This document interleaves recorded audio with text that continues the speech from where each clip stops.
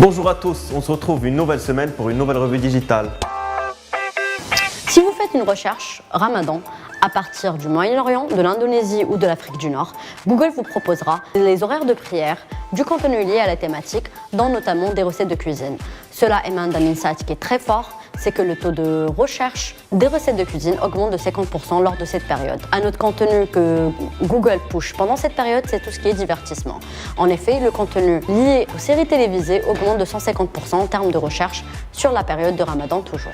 Une autre requête qui augmente également durant cette période, c'est tout ce qui est carte de vœux et comment souhaiter un bon Ramadan. Pour répondre à cette problématique, Google propose à toute la communauté musulmane une application Qalam permettant de créer sa propre carte de vœux, mêlant calligraphie et 3D. Un dispositif qui a été pensé avec 9 artistes internationaux qui sont connus et reconnus dans tout ce qui est calligraphie.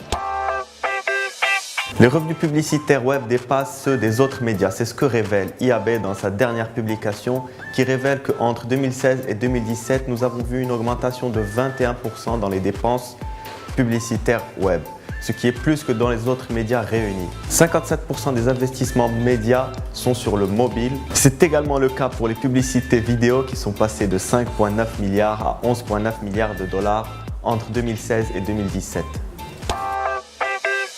Google fixe un bug sur AMP lié au cache. AMP, si vous ne connaissez pas, c'est un outil permettant d'optimiser la vitesse de chargement des pages. Un problème résulté de son cache, c'est que au lieu d'afficher les liens de l'éditeur, ce dernier affichait les liens Google AMP sur les résultats de recherche. Le problème a été résolu via une démonstration faite lors des dernières I.O. par Google. Facebook teste un nouveau moteur de recherche qui s'appelle Brand Content Matching. Ce nouveau moteur de recherche permettra aux marketeurs de trouver des influenceurs dont le message match avec celui de la marque. La recherche sera possible selon les audiences, les cibles, mais aussi les statistiques de l'influenceur. La mise en contact marketeur-influenceur sera possible grâce à cet outil. Mention dévoile des statistiques assez surprenantes sur Twitter. La première, c'est que, contrairement à ce qu'on pense, l'utilisation de hashtags ne fait pas que la publication est forcément plus engageante. Au contraire, les publications qui ressortent avec un taux d'engagement supérieur à la moyenne ne contiennent ni emoji ni hashtag. On peut remarquer ces tendances également dans la partie trends de Twitter où on remarque qu'il y a de plus en plus de topics et non de hashtags qui remontent. Restant toujours sur les hashtags, les plus utilisés et populaires sur Twitter sont hashtag marketing, hashtag win, hashtag giveaway ou encore hashtag travel. Contrairement à Instagram, on va trouver comme hashtag le plus populaire hashtag instafood ou encore hashtag fashion ou hashtag love. Cela prouve que sur Twitter, on va retrouver beaucoup plus de marques qui vont faire des activations et des jeux concours. Plus votre biographie est longue, plus vous avez des followers. C'est en tout cas ce que ressort toujours cette étude. Les pages avec le plus de followers avaient bizarrement toutes des biographies de plus de 160 caractères. Et pour finir, et sans surprise, les pages avec le plus grand taux d'engagement sont celles qui sont certifiées. Le Big Mac en 2068.